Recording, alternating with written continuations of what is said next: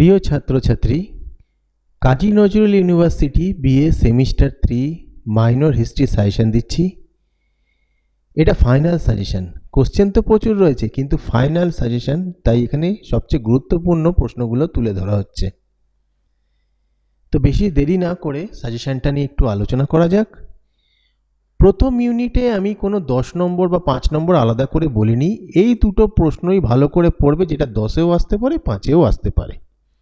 তো প্রশ্নটা হলো, মধ্যযুগের ভারতে ইতিহাস রচনার প্রধান সাহিত্যিক উপাদান পর্যালোচনা করো আর সুলতানি সাম্রাজ্যের প্রকৃতি।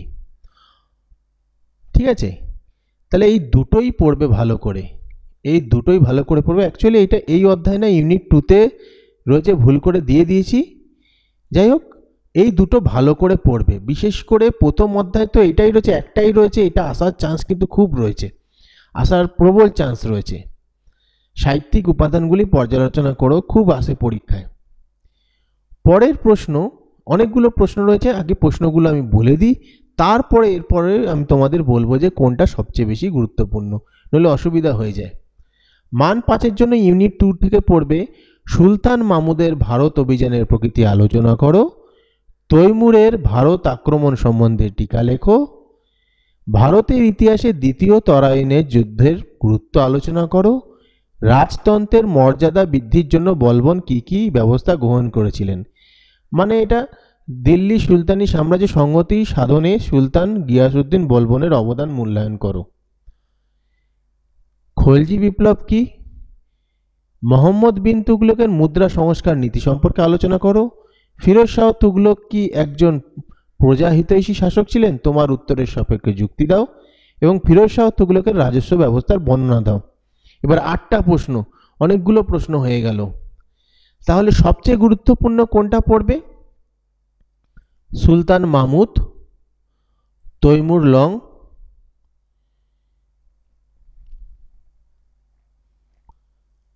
খলজি বিপ্লব, মোহাম্মদ বিন তুগলক, ফিরোজ শাহ তুগলক। ঠিক আছে, এইগুলো ভালো করে পড়বো। অর্থাৎ 1টা 2টো 3টে 4টে 5টা, 8টার মধ্যে 5টা পড়তেই হবে তোমাদের। ঠিক আছে, মান 10-এর জন্য পড়বে, তুমি কি ইলতুৎমিশকে দিল্লি সুলতানির প্রকৃত প্রতিষ্ঠাতা মনে করো? মোহাম্মদ বিন তুগলকের বিভিন্ন পরীক্ষা নিরীক্ষামূলক সংস্কারগুলি আলোচনা করো। ফিরোজ শাহ তুগলক কেন সুলতানি যুগের আকবর বলা হয়?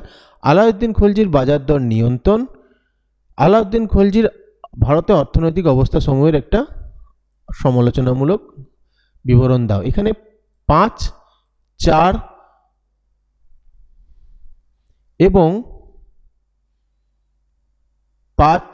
এবং 3, এই 3টে ভালো করে পড়ো, খুব ভালো করে পড়বে। ইউনিট 3-র জন্য পড়বে কৃষ্ণদেব রায়ের কৃতিত্ব, মান 5-এর জন্য। বাংলায় হুসেন শাহী শাসনের গুরুত্ব লেখো।